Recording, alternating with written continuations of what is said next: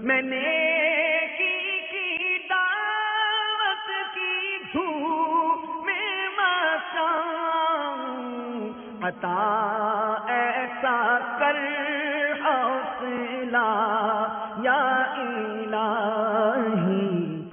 ایک روز حضرت سیدنا ابو ہریرہ رضی اللہ تعالی عنہ روتے ہوئے بارگاہ رسالت میں حاضر ہوئے۔ کس کیفیت میں حاضر ہوئے؟ کیفیت کیا تھی؟ روتے ہوئے۔ حضور پرنور شافع یوم النشور صلی اللہ تعالی علیہ وسلم نے رونے کی وجہ پوچھی۔ عرض کی یا رسول اللہ صلی اللہ تعالی علیہ وسلم، میں ایک عرصے سے اپنی ماں کو اسلام قبول کرنے کی دعوت دیتا ہوں مگر وہ قبول نہیں کرتی۔ آج میں نے پھر اسلام لانے کی دعوت دی تو میری ماں غصے سے بپھر گئی، اور میری ماں نے غصے میں آپ کی شان عظمت نشان میں گستاخی کی ہے۔ یا رسول اللہ صلی اللہ تعالی علیہ وسلم، اللہ تبارک و تعالی سے دعا فرمائے کہ اللہ تبارک و تعالی میری ماں کو ہدایت عطا فرما دے۔ پیارے آقا دو عالم کے داتا میٹھے میٹھے مصطفیٰ صلی اللہ تعالی علیہ وآلہ وسلم نے اسی وقت دعا کے لیے ہاتھ اٹھائے۔ سبحان اللہ۔ اور کیا دعا کی؟ اللہم اہدی ام ابی ہریرہ، اے میرے اللہ عز و جل ابو ہریرہ کی ماں کو ہدایت دے۔ اب حضرت سیدنا ابو ہریرہ رضی اللہ تعالی عنہ نے جب یہ سنا کہ آقا نے دعا کر دی تو آقا کی دعا پر یقین تھا کہ یہ قبول ہو گئی۔ خوشی سے پھولے نہ سما رہے تھے، فرحاں شاداں اپنے گھر کی طرف لوٹے۔ جب دروازے پر پہنچے تو کسی کے پاؤں کی آہٹ کی آواز سنی، ساتھ ہی یہ آواز بھی آئی، اے ابو ہریرہ یہی ٹھہر جاؤ، آگے مت آنا۔ آپ کھڑے ہو گئے۔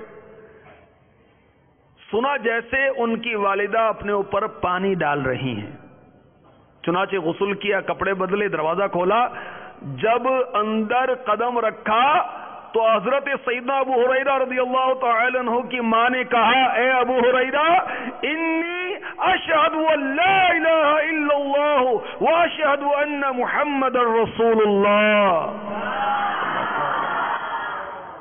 میں گواہی دیتی ہوں کہ اللہ کے سوا کوئی عبادت کے لائق نہیں، اور گواہی دیتی ہوں کہ محمد صلی اللہ علیہ وسلم اللہ عز و جل کے رسول ہیں۔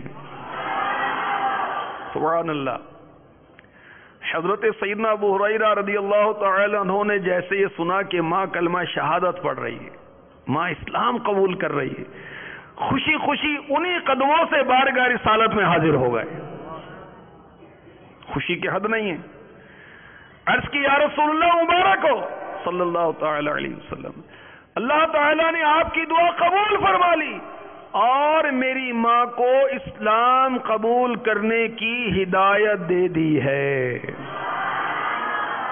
ہمارے آقا دو عالم کے داتا حبیب کبریا سرور انبیاء صلی اللہ تعالی علیہ وآلہ وسلم نے اللہ تعالی کا شکر ادا کیا۔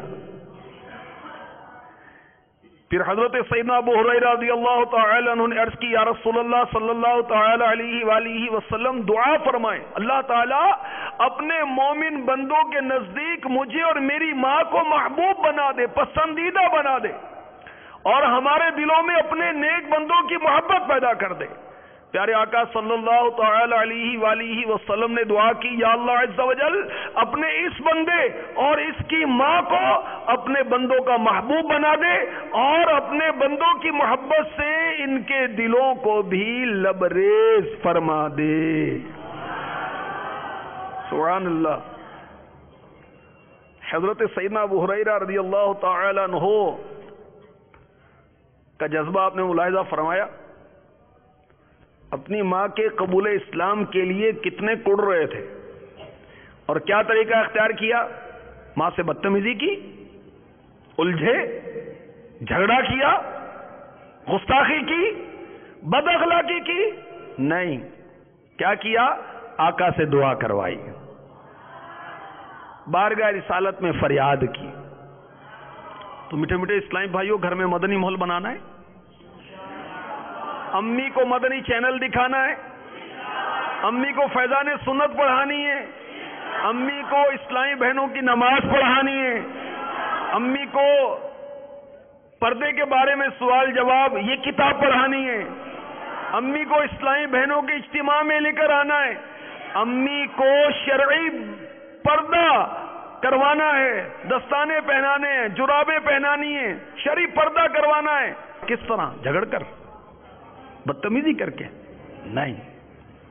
اللہ تعالیٰ کی بارگاہ میں دعا کریں، دعا کے ذریعے.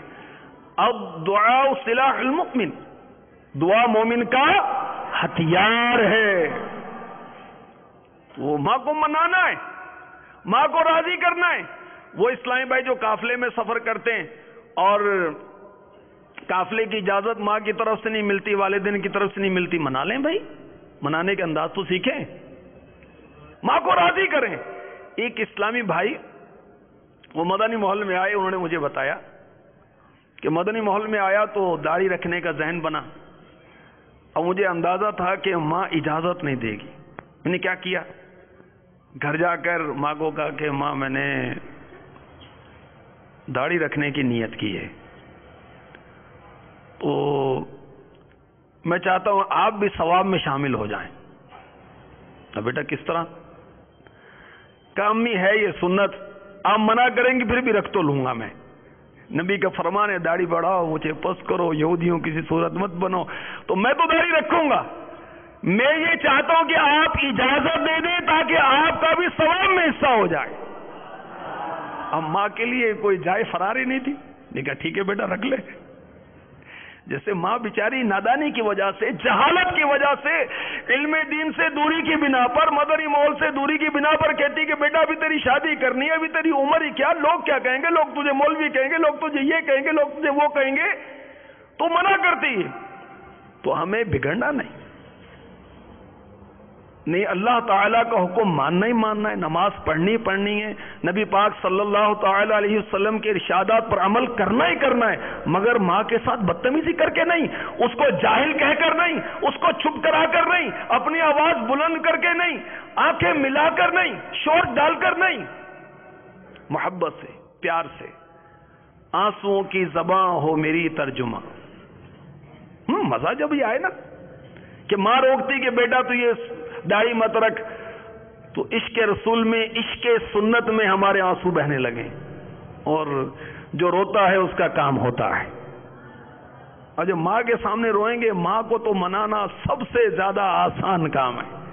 یہ ویسے پگھل جائے گی جب ہمارے آنسو دیکھے گی. تو میں نے کی دعوت کی دھوم میں مقام عطا ایسا کر حوصلہ یا الہی.